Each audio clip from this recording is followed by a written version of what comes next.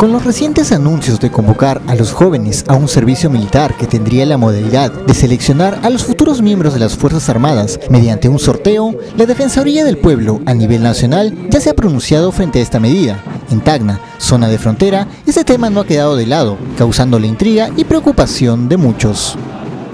Este decreto legislativo 1146 que señala justamente el sorteo de los jóvenes para prestar servicio militar, la posición de la Defensoría del Pueblo que es una norma totalmente discriminatoria, puesto que si los jóvenes que salen sorteados no tienen o no quieren servir y no tienen la posibilidad económica para pagar esa multa de 1.800 soles, prácticamente van a tener que servir y van a ser limitados también en sus derechos, porque la propia norma señala de que mientras que no paguen la multa se limita su derecho del uso del DNI.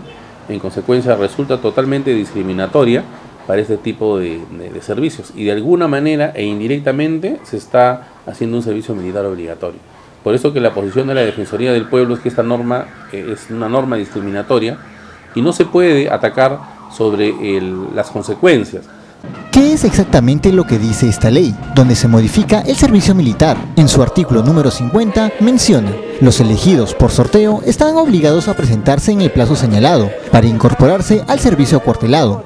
Están exceptuados los que tengan discapacidad física o mental grave y permanente, quienes estén privados de su libertad, quienes acrediten ser responsables del sostenimiento del hogar, los estudiantes universitarios, los que acrediten estar prestando algún servicio voluntario a la comunidad y los residentes en el extranjero. Los elegidos por sorteo o seleccionados que no se presenten son sancionados con multas del 50% de la UIT, es decir, 1.850 nuevos soles. Entonces consideramos que el Ejército sí debe hacer una evaluación respecto al personal joven que se desee incorporar. ¿Por qué los jóvenes en nuestro país no se acercan a las Fuerzas Armadas? Entonces eso es lo que debería evaluarse y de ahí crear mecanismos de atracción para que los jóvenes se presenten. Y eso implica obviamente pasar por un tema de capacitación, por un tema de evaluación, por un tema de vocación. Por ejemplo, nosotros vemos que en las academias militares, pues especialmente Chorrillos, se presenta un montón de personas. Hay a veces 100 cupos y se presentan como 5.000.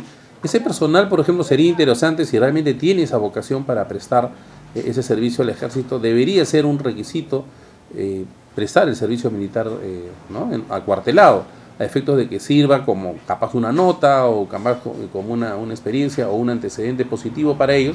El servicio militar obligatorio en el Perú fue cambiado por el servicio voluntario. Un ícono de aquello en Tacna es el sonado caso de Tony Adubiri, quien fue un referente a nivel nacional, dejando de lado las conocidas levas que atormentaron a los jóvenes de aquella época.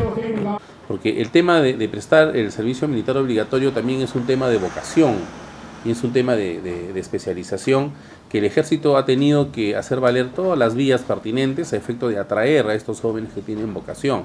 No, definitivamente en el caso que tuvimos en Tacna, el señor Adubiri, que fue lo que motivó todo un movimiento institucional con el tema de eliminar el servicio militar obligatorio, retornar a ese sentido significaría de alguna manera una vulneración total de derechos de los jóvenes.